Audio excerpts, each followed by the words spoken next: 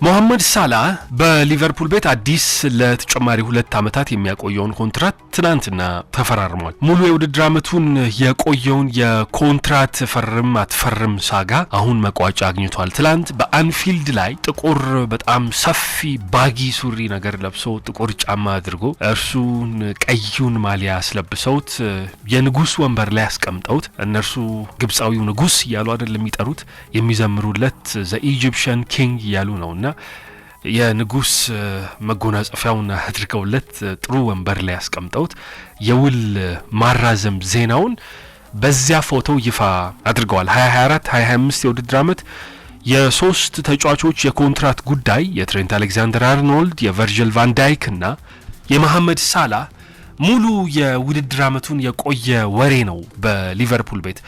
አሁን ቢያንስ የአንደኛው አልቆላቸዋል። የ32 ዓመቱ ሳላህ ዘንድሮ በ31 የፕሪሚየር ሊግ ጨዋታዎች ላይ 27 ጎልና 17 ለጎል የሚሆኑ ኳሶችን አመቻችቶ ማቀበል የቻለ ነው። በሊጉ በቀጥታ 44 ጎሎች ላይ መሳተፍ ችሏል። የሊቨርፑል ደጋፊዎች በክለቡ ላይ ጫና እያደረጉ ነው የቆዩት። ይሄንን ተጫዋች አስፈርሙት እንጂ ምንድነው የምትጠብቁት? ለሳላህ ኮንትራቱን ስጡት እንጂ እያሉ አሁን የውል ማራዘሚያውን ፈርሟል። እርሱ ትልቁ ዜና ክለቡ በቀጣይ 7 የሊግ ጨዋታዎች አላቸውና እነዚህ ጨዋታዎች ላይ አተኩረው የፕሪሚየር ሊግ 20ኛ ዋንጫቸውን ለማሳካት ከ5 ዓመት በኋላ ደግሞ ሁለተኛ ዋንጫቸውን በእጃቸው ለማስገባት በሩን ይከፍትላቸዋል። ይሄ ተጫዋች በሁሉም ውድድሮች ላይ በ45 ጨዋታ በዚህ ውድድር ዓመት 32 ጎልና 22 ለጎል የሚሆኑ ኳሶችን አመቻችቶ ያቀበለ ነው። 54 ጎሎች ላይ በቀጥታ ተሳትፏል በ45 ጨዋታ። ታዲያ ውል ለመስጠት የሚያስችል ምን ነገር አለ?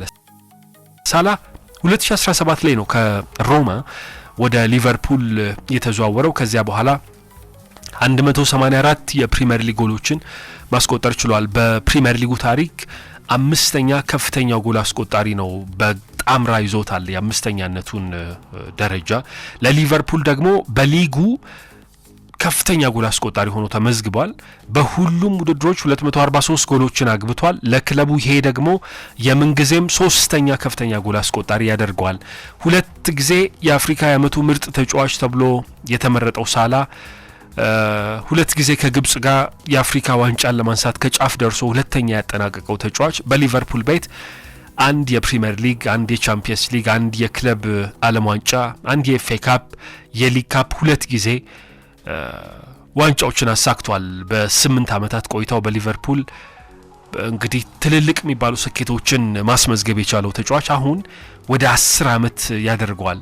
8 ዓመታት የነበረውን የሊቨርፑል ቆይታ 10 ዓመታት እንደሚሆን ተስፋ አድርጋለሁ ብሏል። ትላንትና በህይወቱ በጣም ደስተኛ ነው። በእግር ኳሱም በሊቨርፑል እጅግ ደስተኛ እንደሆነ ገልጿል። የእግር ኳስ ዘመኔ ምርጥ ጊዜ እዚህ ያሳለፍኩት ነው። እዚህ ለመቆየት የፈረምኩት ትልልቅ ዋንጫዎችን እንደምናሸንፍ እርግጠኛ ስለሆንኩ ጭምር ነው የሚል ሐሳቡን ነበረ ያጋራው። ሶስቱ የቡድኑ ወሳኝ ተጫዋቾች እስከ መጨረሻው የውል ዘመናቸው ድረስ እንዲዘልቁ መፍቀዳቸው ሊቨርፑል ትልቅ ጫና ውስጥ እንዲገቡ አስገድዷቸው ነበረ። የ26 ዓመቱ ትሬንት አሌክዛንደር አርኖልድን እንኳ ያጡት ይመስላል። በዚህ ስህተታቸው ምክንያት ተጫዋቹ ወደ ሪያል ማድሪድ ማቅናቱ አይቀሬ ነው። ሌላኛውን ቨርጂል ቫን ዳይክን ግን ለማቆየት ተስማምተዋል። በቀጣይ ደግሞ የሚጠበቀው የእርሱ ዜና ነው። የሳላህ መቆየት በክለቡ ዙሪያ ያሉትን አለመረጋገጦች፣ ጥርጣሬዎችን ሁሉ አሁን የሚቀርፍ ነው። ከአንድ ዓመት በፊት የክለቡ ስፖርቲንግ ዳይሬክተር ሆኖ የተሾሙት ሪቻርድ ሂውስ በጣም ትልቅ የሚባለውን ድል ነው ያስመዘገቡት ሳላህን ለማቆየት በመስማማታቸው። ከሳላህና ከወኪሉ ራሚ አባስ ኢሳ ጋር በውል ጉዳይ ለወራቶች ሲደራደሩ ቆይተዋል። አሁን ሪቻርድ ሂውስ አሳክተውታል፣ ሳላህና ቆይተውታል። ፌንዌይ ስፖርትስ ግሩፕ የእግር ኳስ አካሄዳቸው በተለይ እድሜያቸው ለገፋ ተጫዋቾች ትልልቅ የሚባሉ ውሎችን ለመስጠት ፍላጎት አልባ ነውና አሁን ሰኔ ወር ላይ 33 ዓመት የሚሞላውን ሳላህ ኮንትራት ሰጥተው ያቆዩት ይሆን ተብሎ በጣም ትልቅ ጥርጣሬ ውስጥ ደጋፊዎች ገብተው ነበር። ይህንን ሁሉ ያስቀረ ነው የኮንትራት ማራዘሚያዎቹ ለተጫዋቾች የሚሰጡት ተጫዋቾች ወደፊት ስለሚያስመዘግቡት ብቃታቸው ወደፊት ሊያሳኩት ስለሚችሉት ነገር ስሌት ውስጥ ገብተው ነው እንጂ ባላቸው ታሪክ አይደለም። ሳላህ ባለው ታሪክ የሁሉ ጊዜም አይቆይም ነበር ኮንትራት ለመስጠት ባለው ነባር ብቃት ቢሆን ወይ ደግሞ ባሳለፈው ነገር ቢሆን ግን እርሱ አይደለም ከግምት ውስጥ የሚገባው የወደፊቱ ነው ከግምት ውስጥ የሚገባው። ኮንትራት ብንሰጠው የኮንትራቱን ጊዜ በተገቢው መንገድ ያገለግለናል ነው የነሱ ጥያቄ። የሳላ 184 የሊግ ጎሎች በሊጉ የምንጊዜም ከፍተኛ ጎል አስቆጣሪነት አምስተኛ ላይ ያስቀምጦታል። አሁን የበለጠ ወደፊት እንዲጠጋ ያስችሏል 2 ዓመት ኮንትራቱ። አለን ሺረር 260 ጎሎች ላይ የፕሪሚየር ሊጉ የምንጊዜም ከፍተኛ ጎል አስቆጣሪ ነው። ሃሪ ኬን 213 አሉት፣ ሁለተኛ ነው። ዌይን ሩኒ 208፣ አንድሪ ኮል 187፣ ሰርጂዮ አጉዌሮ እና መሐመድ ሳላህ 184 ጎሎች አሉት። ምናልባት የአንድሪ ኮል በዚህ የውድድር ዓመት ሊሰበር የሚችል ነው። ምክንያቱም በዚሁ አካሄዱ ከቀጠለ 187 ጎሎችን አንድ ሃትሪክ እንደማለት ነው እና ቶሎ ይደርስባቸዋል። ከዚያ ትልቁ ታርጌት ዌይን ሩኒ እና ሃሪ ኬን ላይ ይሆናል ማለት ነው። 208 እና 213 ጎሎች ላይ ኢላማውን አድርጎ በቀስት በወንጭፍ አወራወር ደስታውን የሚገልጸው ሰው እነዚህ ላይ ኢላማውን ያደርጋል፣ ቀስቱን እነሱ ላይ ለመወርወር። ሳላ ያለውን የጎል ማግባት ብቃት ከጨዋታ ጨዋታ ከአመት አመት እየጨመረ ነው የሚገኘው። ይሄ ዳታዎች ያግዙታል፣ ቁጥራዊ መረጃዎች በደንብ አድርገው ይሄንን ይደግፉለታል። በብዛት ክለቦች እድሜያቸው ከ30 የተሻገረ በተለይ ደግሞ የአጥቂ ስፍራ ተጫዋቾችን ትልቅ ኮንትራት ለመስጠት ፍርሃት አላቸው። ምክንያቱም እነዚህ ተጫዋቾች ፍጥነታቸው ይቀንሳል፣ ጉልበትና ጥንካሬያቸው ያንሳል። ስለዚህ ሳላ ቀጣይ ሰኔ ላይ 33 ዓመት የሚሞላው ተጫዋች እንደው ፍጥነቱ ቀንሶባቸው በኋላ እንዳይቸገሩና ብዙ ገንዘብ ደግሞ እያሸከሙት የኮንትራት ጊዜውን እስኪያበቃ ድረስ እርሱን ባለዳ ሆኖ ከመቀመጥ ብለው ሲጠብቁ ነበር። ግን ሳላ እንደዛ አይደለም። ይበልጡኑ ፍጥነቱ ይበልጡኑ ጉልበቱ እየጨመረ ነው የመጣው። ለምሳሌ ወደ ሊቨርፑል ሲመጣ 2018-19 ማነው 2017-18ን ብንተው 2018-19 ላይ የሞሳላ በጣም ከፍተኛ የሚባለው ስፒድ ወይንም ፍጥነቱ 30.9 ኪሎ ሜትር በሰዓት ነበረ የሚምዘገዘገው፣ ወደ 31 ኪሎ ሜትር የተጠጋ እንደማለት ነው። ባለፉት 3 ዓመታት ግን ሳላ ይሄንን እያሻሻለ መጥቷል። አሁን በዚህ የውድድር ዓመት ሳላ በሰዓት 31.1 ኪሎ ሜትር በሰዓት እየሮጠ ነው የሚገኘው። ይሄ ማለት ያን የወጣትነት ዘመኑ ላይ ከነበረው ፍጥነት የበለጠ አሻሽሎታል እንደማለት ነው።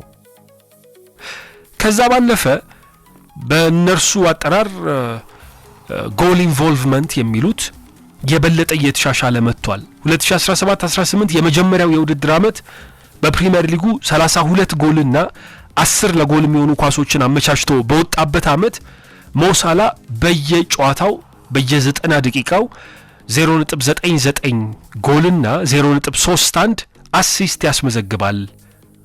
በሬሾ ስንመለከተው አሁን በዚህ የውድድር ዓመት 27 ጎልና 17 ለጎል የሚሆኑ ኳሶችን አመቻችቶ አቀብሏል። 0.88 በየ90 ደቂቃው ጎል ያስቆጥራል። ወደ 1 ጎል ገደማ እንደማለት ነው በየጨዋታው። ደግሞ 0.56 ለጎል የሚሆን ኳስ አመቻችቶ ያቀብላል። በፕሪሚየር ሊጉ በየሁለት ጨዋታው ቢያንስ 1 ለጎል የሚሆን ኳስ አመቻችቶ ያቀብላል እንደማለት ነው። በፕሪሚየር ሊጉ በጎል ኢንቮልቭመንት ወይንም በጎል ተሳትፎ ሞሳላ በጣም አስገራሚ ቁጥር ነው ያለው። 267 የጎል ተሳትፎዎች አሉት ሞሳላ። በጥቅሉ ወደ ሊቨርፑል ከመጣ በኋላ 243 ጎልና 111 ለጎል የሚሆኑ ኳሶችን አመቻችቶ ማቀበል ችሏል። በፕሪሚየር ሊጉ ከርሱ የተሻለ የጎል ኢንቮልቭመንት ወይንም የጎል ተሳትፎ ያለው ተጫዋች ዌይን ሩኒ ነው። 276 የጎል ተሳትፎ አለው። ሪያን ጊግስ 271 የጎል ተሳትፎዎች አሉት በአሲስትና በጎል ቁጥሮች ተደምሮ ማለት ነው። ሞሳላ 267 ላይ ደርሷል። እነዚህን ተጫዋቾች በቅርቡ ሊያልፋቸው እንደሚችል ዘንድሮ ሊሻገራቸው እንደሚችል አመጣጡ ያስታውቃል። ጎል ብቻ የሚያገባ ተጫዋች አይደለም። በሞሳላ ለጎል የሚያቀብላቸው ኳሶችም እጅግ የላቁ ናቸው ቁጥሮቹ። እንግዲህ ይህንን ተጫዋች ነው ለ2 ዓመት ሊቨርፑል ለማቆየት የተስማማው። ግን ይሄ የድርድር ሂደት የውስጥ ጉዳዩ እንዴት ያለ ነው የሚለውን እስቲ ለመፈተሽ እንሞክር። እንዴት ነው እዚህ ጋር የደረሱት? ይህንን ሁሉ ወር ሲገፋ ሲንከባለል የቆየው በምን አይነት መንገድ ነው የሚለውን በቀሩን ደቂቃዎች ደግሞ ለመመልከት እንሞክራለን። ትላንትና የሳላ ኮንትራት መፈረም ዜና ሊቨርፑል በማህበራዊ ትስስር ገጾቹ ላይ ሲያሰፍር የተጠቀመው ታግላይን ወይንም ዜናውን ለማብሰር የተጠቀመበት አገላለጽ ሞር ኢን ዛን አውት፣ ከመውጣት ይልቅ ወደ መግባት ያዘነበለ እንደማለት ነው። ይሄንን የተጠቀሙት በምክንያት ነው አድማጮች። ህዳር ወር ላይ ራሱ ሳላ ሳውዛምተንን በእርሱ 2 ጎሎች ታግዘው ከመመራት ተነስተው 3-2 አሸንፈው ከወጡ በኋላ ስለ ኮንትራቱ ጉዳይ ሲጠየቅ እርሱ የዛኔ ምን አለ? ሞር አውት ዛን ኢን አለ። ከመቆየት ይልቅ ወደ መውጣቱ ያዘነበለ ነው ብሎ የዛኔ አስተያየት ሰጠና ያንን አስተያየቱን ነበረ ያንን ታግላይን ነበረ ገልብጠውት ሊቨርፑሎች ሞር ኢን ዛን አውት ብለው ትላንትና የውል መፈረም ዜናውን ያበሰሩት። የሊቨርፑል የሶሻል ሚዲያ ቲም ጥሩ ታግላይን አግኝተዋል። ጥሩ ብልሃት ነው የተጠቀሙት። ወድጄዋለሁ ነኝ። ሳላ የፈረመው ኮንትራት የውል ማፍረሻ ያልተካተተበት ነው። የበፊቱ ኮንትራቱም እንደዛው አይነት ነው። የውል ማፍረሻ የለውም ነበረ። ከበፊቱ ስምምነቱ ጋር ከበፊቱ ውሉ ጋር በብዛት በብዙ ነገሮች የተመሳሰለ ነው ሲል ዚ አትሌቲክ ይነግረናል። ስለ አዲሱ የትላንትና ውሉ ሲናገር አንድ አይነት ነው፣ በጣም ተመሳሳይ ነው ይላል። ኤርሊንግ ብራውት ሃላንድ የፕሪሚየር ሊጉ በጣም ከፍተኛ ደሞዝ ተከፋዩ ተጫዋች እርሱ ከሚያገኘው ብዙ ያነሰ አይደለም። ሳላ የሚያገኘው በሳምንት የበፊቱ ውሉ 350,000 ፓውንድ ደሞዝ ነው የሚያገኘው 350,000። አዲሱ ውሉም ከዚህ ያነሰ አይደለም፣ ትንሽ ከዚህ ቢጨምር እንጂ። ነገር ግን የቦነስ ከብቃት ጋር የተያዘ የሚጨመር የኢንሴንቲቭ እና ደግሞ የኮሜርሻል ስምምነቶች የገበያ ስምምነቶችና ከብቃት ጋር የተያያዙ ውሎች ተጨማሪ ገንዘብ በደንብ የሚያስገኝለት ነው። ምናልባትም አዲሱ ውሉ እነዚህ ነገሮች ተግባራዊ ሲሆኑ እስከ 1 ሚሊዮን ፓውንድ ድረስ በሳምንት ሳላ ሊዝቅ ይችላል። ከደሞዙ ጋር ተጠቅልሎ ማለት ነው። ቦነሱ፣ ኢንሴንቲቭ፣ የገበያ ስምምነቱ እና ደግሞ ከብቃቱ ጋር የተያያዘ አክቲቬት የሚሆኑ ውሎች እነዚህ ክላውስ እስከ 1 ሚሊዮን ድረስ በሳምንት ሊያስገኝለት ይችላል። የሳላ ወኪል ራሚ አባስ ይባላል። ኮሎምቢያዊ ጠበቃ ነው። በብዛት እንደዚህ ያሉ በጣም ሴንሲቲቭ የሚባሉ ጉዳዮችን በስልክ የመነጋገር ፍላጎት የለውም። በስልክ ማውራት አይወድም። ዋትሳፕ ደግሞ አይጠቀምም። ምክንያቱም እርሱ የተቀመጠበት ዱባይ ዩናይትድ አረብ ኤምሬት ዋትሳፕን ትከለክላለች። ስለዚህ ሰውየው በብዛት በአካል ተገናኝቶ ነው ጉዳዩን የሚገለው። ጉዳይ ሲገድል በአካል ነው። ኑ ፊት ለፊት አይን ላይን እየተያየን ነው የሚል ሰው ነው። 2017 ላይ ሳላህን ከሮማ ሲያስፈርሙት ሊቨርፑሎች በጊዜው ስፖርቲንግ ዳይሬክተር የነበሩት ማይክል ኤድዋርድስ እና የምልመላ ኃላፊው ዴቭ ፋሎው ዱባይ ድረስ ሄደው ነው ራሚ አባስን አግኝተውት ከዛ ከሮማ ወደ ሊቨርፑል እንዲፈርም ያስማሙት። አሁንም የውል መፈረሙን የኮንትራት ስምምነቱን ድርድር በአካል ነው የበዛውን ነገር የሚገለው። ስፖርቲንግ ዳይሬክተሩ አሁን ማርክ ሂውስ ሆነዋል። ስራውን ባለፈው ዓመት ነበር የጀመረውና እኚህ ሰውዬ ወደ ኃላፊነት ሲመጡ ትልቁ የሚባለው ጥያቄ የየርገን ክሎፕን ተተኪ መፈለግ ነበረ። ከዚያ የየርገን ክሎፕን ተተኪ ሲያፈላልጉ ቆዩና መጨረሻ ከፋይኖርድ አርነ ስሎትን ለመቅጠር ክለቡ ወሰነ። ከዛ ትኩረታቸውን ወደ 3ቱ ተጫዋቾች አደረገ። ወደ ሳላ፣ ወደ ቨርጂል ቫን ዳይክ እና ትሬንት አሌክዛንደር አርኖልድ። እኚህ ስፖርቲንግ ዳይሬክተር ከጊዜ ጋር ሽቅድምድም ላይ ነበሩ። 3ቱ የቡድኑ ትልልቅ የሚባሉ ተጫዋቾች በክረምቱ ውላቸው ላይ ያበቃ ከጥር ጀምሮ ደግሞ ከሌላ ክለብ ጋር ሊደራደሩ ፈቃድ ስላላቸው ጊዜ የላቸውም። ከጊዜ ጋር ሽቅድምድም ላይ ሆነው ነው የነዚህን ኮንትራት የማራዘም ስራ የጀመሩት። የቅርብ ሹመት ስለሆነ ከጊዜ ጋር ጥድፊያ ግድ ይላቸዋል። የትሬንት ከሳላና ከቫንዳይክ ይለያል። ምክንያቱም እድሜው 20ዎቹ አጋማሽ ነው። ደግሞ ሪያል ማድሪድን የሚያክል ትልቅ ክለብ እየፈለገው ነው። ሁለቱ ግን እድሜያቸው 30ዎቹ መጀመሪያ አካባቢ ነው እና የፐርፎርማንስ ችግር የለባቸውም። ደግሞ በግልጽ እየወጡ መቆየትን ይፈልጋሉ። መቆየታቸውን ይናገራሉ። ማይክል ኤድዋርድስ እና ፋሎውስ የምልመላ ኃላፊው ማርኪዩስ እንዳደረጉት የሳላህን ወኪል አባስን ዱባይ ላይ ሄደው አገኙት። የመጀመሪያ በረራቸውን መስከረም አካባቢ ነበር ያደረጉት። ሂውስ ስለ ሳላህ የዚያኔ ማረጋገጫ ፈልጎ ነበር። አባስን ጠይቆታል። ሳላህ እርግጠኛ ነህ ወይ በሊቨርፑል መቆየት ይፈልጋል? ይሄንን እርግጠኛ ነህ ብሎ ለማረጋገጥ ነው ዱባይ ድረስ የሄደው እና ሌሎች ነገሮችንም በአካል ተገናኝቶ ለማውራት። የዚህኔ ወደ ዩኬ ሂውስ ሲመለስ አባስ ግን ጥርጣሬ ገብቶት ነበረ።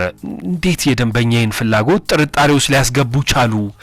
ሊቨርፑሎች እንዴት ነው ሀሳባቸው? ሊቨርፑሎች ሳላህን ሊለቁ አስበዋል እንዴ? እንዴት በሊቨርፑል መቆየት ይፈልጋል እያሉ ይጠይቃሉ ብሎ አባስ በሂውስ ተግባር ተደንቆ ነበረ።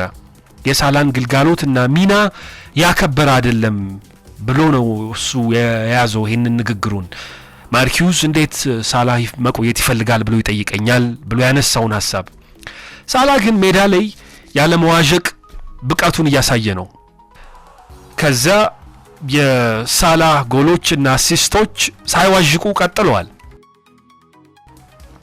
ሊቨርፑል የክፍያ ጉዳዩ አጀንዳ እንዳልሆነ ለማረጋገጥ ለገንዘብ ብዙም ጉዳይ እንዳልሆነባቸው ለአባስና ለተጫዋቹ መንገር ፈልጓል። እኛ አጀንዳችን አይደለም፣ ግድ የለም፣ እኛ የገንዘብ ጉዳይ ብዙም አያሳስባችሁ፣ የፈለገውን ያገኛል፣ ግን ማቆየቱን ነው እኛ እርግጠኛ መሆን የፈለግነው እያሉ ይነግራሉ። ሳላህ ከፌንዌይ ስፖርት ግሩፕ ጋር እና ወኪሉ ይሄ ግን እውነት ላይሆን እንደሚችል ጠንቅቀው ያውቁታል። ምክንያቱም የትኛውም ስምምነት ፌንዌይ ስፖርት ግሩፕ የሚያጸድቀው ነው። ፌንዌይ ስፖርት ግሩፕ ደግሞ ሰስቴነብል የሆነ ዘላቂ የሆነ የፋይናንስ አስተዳደርን የሚቀበል ነው። ፖሊሲያቸው እንደዛ ነው። ዘላቂ ያልሆነ ሰስቴናቢሊቲ የሌለው አይነት የደሞዝ ስምምነትም ሆነ የኮንትራት ስምምነት በፍጹም አይፈቅዱም እና ገንዘብ አጀንዳችን አይደለም ቢሉም እነዚህ ወኪሎች እነዚህ ስፖርቲንግ ዳይሬክተርና የምልመላ ኃላፊው ይሄንን ቢናገሩም ግን የነርሱ አለቃዎች ግን የሚሰሩት እንደዛ በሆነ መንገድ እንዳልሆነ አባስ ጠንቅቆ ያውቃል። ምክንያቱም ከዚህ በፊት ተደራድሯልና ይሄንን መርህ መጣስ የለበትም። ሳላህ በሜዳ ላይ የቱንም ያህል ቢደምቅ የክለቡን ህልውና ስጋት ውስጥ ሊከት የሚችል ስምምነት በፍጹም ከፌንዌይ ስፖርት ግሩፕ ሊመጣ እንደማይችል እርግጠኞች ናቸው። ሳላህ በእነዚህ ሰሞናት ይጫወት የነበረው ለባሎን ዶር ነው። ባሎን ዶርን ለማሸነፍ በማሰብ ነው። ባለፉት 10 ዓመታት ይሄንን ሽልማት የወሰዱ ተጫዋቾች እድሜያቸው 30ዎቹ መጀመሪያና 30ዎቹ አጋማሽ የደረሰ ነው። ቤንዜማን ብትወስዱ፣ ሉካ ሞድሪችን ብትወስዱ፣ ሜሲን ብትወስዱ፣ ክርስቲያኖ ሮናልዶን ብትወስዱ ባለፉት 10 ዓመታት ይህንን ሽልማት የወሰዱ ተጫዋቾች እድሜያቸው በሞሳላህ ሬንጅ ውስጥ ስለሆነ ሞሳላህ ይህንን ዋንጫ የማስሸነፍ ይህንን ሽልማት የመውሰድ ፍላጎት አለው። ደግሞ ከፕሪሚየር ሊጉ ሮድሪ የ28 ዓመቱ ተጫዋች ባለፈው ዓመት አሸናፊ ሆኖ ማጠናቀቁ ሌላ የፕሪሚየር ሊግ ተጫዋች በቀጣይ ሽልማቱን ለመውሰድ በር የከፈተ ስለሆነ ሳላህ ኢላማውን እዛ ላይ አድርጎ እየተጫወተ ነው። ሜዳ ላይ ደጋፊዎቹ ጫና እንዲፈጥሩ ይህንን የሚወስኑ ሰዎች ደግሞ እምነት እንዲያደርጉ እሱ ብቃቱ ሳይዋዥቅ እየቀጠለ ነው የሚገኘው። እንግዲህ በዚህ ሁሉ ጊዜ ውስጥ የኮንትራቱ ጉዳይ እድገት ሳያሳይ ቆየ። ጥቅምት አካባቢ ነው ሁለተኛውን ጉዞ ያደረገው የሚባለው። ጥቅምት መጨረሻ አካባቢ ወደ ዱባይ ማርኪዩስ ራሚ አባስን ለማግኘት የሳላህን ኮሎምቢያዊ ጠበቃ ወኪል ለማግኘት የሄደው 2022 ላይ የውል ማራዘሚያ ሳላህ ሲፈርም በክለቡ ታሪክ በጣም ከፍተኛ የሚባል የደሞዝ ስምምነትን ሳላህ ሲያደርግ አባስ ያወራ የነበረው ከማይክል ኤድዋርድስ ወይ ደግሞ ከጊዜው የስፖርቲንግ ዳይሬክተር ከሁሊያን ዋርድ ጋር ሳይሆን ከፌንዌይ ስፖርትስ ግሩፕ ፕሬዚዳንት ከነበሩት ከማይክ ጎርደን ጋር ነው። እና መስከረም ላይ ማርኪዩስ እና ባሮን የመጡት ጥቅምት መጨረሻ አካባቢ ማርኪዩስ ነው የመጡት።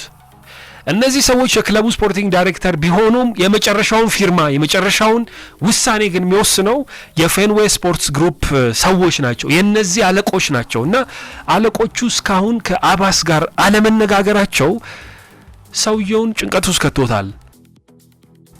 እና ማይክ ጎርደን እስካሁን ለንግግሩ አልመጣም ወደ ዱባይ። እየመጣ ያለው ሂውስ ነው።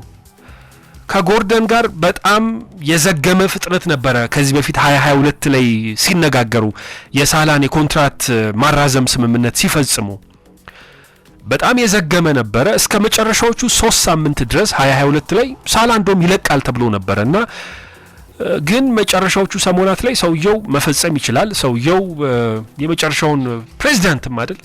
የመጨረሻውን እሱ መስፈር ስለሚችል ፈጣን አደረገውና ስምምነት ተስማሙ። እና የዚያኔ ሳላ የተስማማው ስምምነት በሊቨርፑል ታሪክ የትኛውም ተጫዋች አግኝቶት የማያውቀውን ገንዘብ ያስገኘለት ነው። ደሞዙ፣ ኢንሴንቲቭ፣ ቦነሱ፣ ተጨማሪ ክፍያዎች፣ የኮሜርሻል ስምምነቶችና ሌሎችም። እንደውም ይሄ ዝርዝር የስምምነት ውል በዩኤስኤ በጣም ዝነኛ በሆነው ዩኒቨርሲቲ በሃርቫርድ ቢዝነስ ስኩል እንደ ኬዝ ስተዲ ተደርጎ ተጠንቷል ጭምር ጥናት ጭምር ተደርጎበታል። በጣም አስገራሚ ስምምነት ስለሆነ እና ይሄንን ስምምነት ደግሞ ማይክ ጎርደን ነው የኤፍኤስጂ ፕሬዝዳንት አፍጥኖት መጨረሻ ላይ የደረሰው። አሁንም እየተመላለሰ የሚገኘው ግን ዱባይ ሂውስ ነው። ያለ ስምምነት እንግዲህ ቆዩ። የፌንዌይ ስፖርት ግሩፕ ባለቤቶች እስካሁን ሳይመጡ ቆዩና ይሄ ያሳሰበው ይመስላል። ሳላህ እንግዲህ ይሄንን ሲመለከት የማይክል ኤድዋርድስም ጉዳይ አልገፋ ሲል የፌንዌይ ስፖርትስ ግሩፕም ሰዎች አለመምጣታቸውን ሲያይ የአባስና የሂውስ የሁለተኛ የዱባይ ንግግርም ከስምምነት ይልቅ ብዙ ያልተስማሙት ጉዳዮች ላይ ገና ጅምር አካባቢ መሆኑን ሲያይ ወኪሉ አባስ አንድ መልእክት ደረሰው። በል እነዚህን ሰዎች ጫና ውስጥ ክተት የሚል ዳር መጨረሻ አካባቢ ሳላህ ያደረገው ይህንን ነው። እና እነርሱ እንግዲህ ዘገም እያሉ የመጡት ምክንያታቸው ወደ መጨረሻ አካባቢ ለደጋፊዎች ይኸው ኮንትራት አቅርበንለት ነበረ ግን እርሱ ሳይፈርም ቀረ ብለው ከኃጢአት ራሳቸውን ለማዳን ነው። ነጮቹ እንደሚሉት ቱ ሴቭ ዘ ፌስ፣ ፊታቸውን ለማዳን ነው። ደጋፊዎች እንዳይወቅሷቸው ለማድረግ ነው። አሁን ላይ ማጣደፍ ማቻኮል እየቻሉ ወደ ኋላ ላይ ከዛ ዘግየት ይሉና ለደጋፊ ይሄው አቅርበንለት ሳይስማማኮ ቀረ ለዛ ነው ትቷችሁ ሄደው ብለው ራሳቸውን ለማዳን ነው እንደዚህ ያደረጉ ያሉትና ጫናው ስክተት አይነት አስተያየት ከራሚ አባስ የደረሰው ይመስላል።